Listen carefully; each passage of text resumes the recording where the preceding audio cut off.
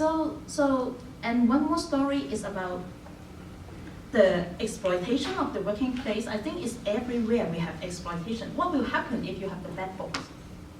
So it depends on whether you have bargaining power, right? So if I have so many money at home, I don't care. So that I put the money, oh, I go.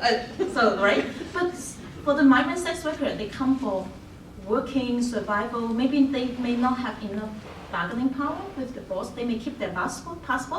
But one sex worker say, let's try to keep my passport. Hong Kong people have 2 passports. Doesn't matter. I have the photocopy. I can just go to the immigration, say I drop it. But in Australia, it's not possible when I support a woman, because when they drop the passport, they go to the immigration department, they always think that they are the traffic victim. They have a whole list of questions, make them at risk. So they don't want to do it, right? So then you see how the enforcement make them more vulnerable, more dangerous, and again, they cannot use their way to protect themselves.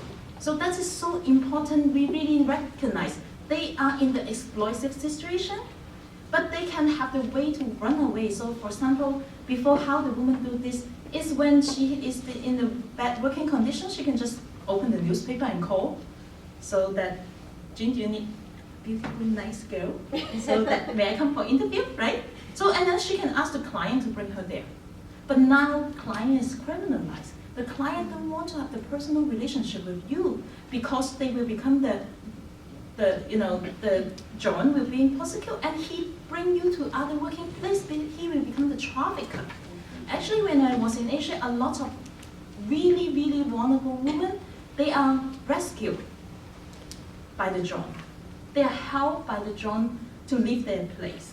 That's so important. Some John even can help them to, translate, bring them to different places. But whole criminalized idea actually is not helpful. Make them more worse. So that, and then make them cannot use their power and energy and community work together to use their talent to handle the thing. And then, so they're so good, you don't need to do anything. Actually, I really believe I don't need to do anything. Because the community is so powerful, but the problem is the stigmatization. They have the hesitation to connect each other. Also the discrimination and also the criminalization. They cannot network with each other. When they work together or helping each other, they will become the team, right? So that's all is so dangerous. What we do, we really want to create a space so they can share their talents, experience, and voices. And I think it's also very important to let you know why the anti-trafficking discourse is so work for free population. One is youth, one is indigenous people, one is migrant, especially Asian migrant people, because they are being oppressed and they have voiceless. When the youth say something, the people say, no, you have no brain. You don't have rights to make decisions for yourself. So I assume everyone is traffic victim. Indigenous, I can't speak so much. I think Naomi's story can tell something. And migrants, same thing. They say the Asian woman, you don't have the brain. If you don't think you are the victim, we meet the social worker, they say, oh my God, I meet the victim and she don't identify her. She's the victim, she's so victimized, she don't know she's the victim. Right? We have social worker, student and professor here. And we need to know so. Huh? But really, why it's so work? Because the racism make the people assume all the Asian is like passive, no brain, waiting for you to rescue. but we want to show it's not this way. It's not this way. We are same, like I like the first story is like we are the same. We have no different. But we also different. But it's so important we get together. Just like, I don't like Tim Horton, but I will not complain after Tim Horton. Right? So if you have a sex worker as your neighbor, maybe you can say hi to them and you can let them know if you have any problem, you can give support. I think this is so important. We need to start from this small. If you're working with some organization, how to change yourself and your co-worker next to you to change to see this community. Because if we don't change our idea to deal with this community, the anti-trafficking discourse is so working. Why the government is so smart, they use it? Because when you use anti-trafficking, and all the people think that, oh, that's good, amazing, we should support.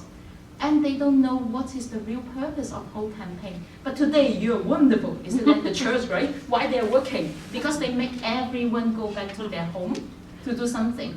So in order to create a space so the migrant sex worker can voice out, it's so, so, so important we work together and we create a space in different aspects. I'm so lucky to have so many people support, and I can have chance to share. But I really, really hope that all of you will also involve the migrant sex worker justice. So Chanel will talk about more about our demand, but this is so important. We don't want to waste the money for the authority. Please give to the support. If you don't support, just give the money for building the road, whatever. So that. But with our community, try to create the resources and funding to support the marginalized community. So the government is using the funding for their own purpose. How we can do something differently? So why Butterfly can start is because we have some private donor. They really believe in our belief. Why today we said why we can have this platform? Because we don't have any funding. We don't get control. But it's important you also create a space in your area so that make the migrant sex worker voices really being heard, and they can be a part of our community. They don't need to be invisible, even they are everywhere. Okay, thank you.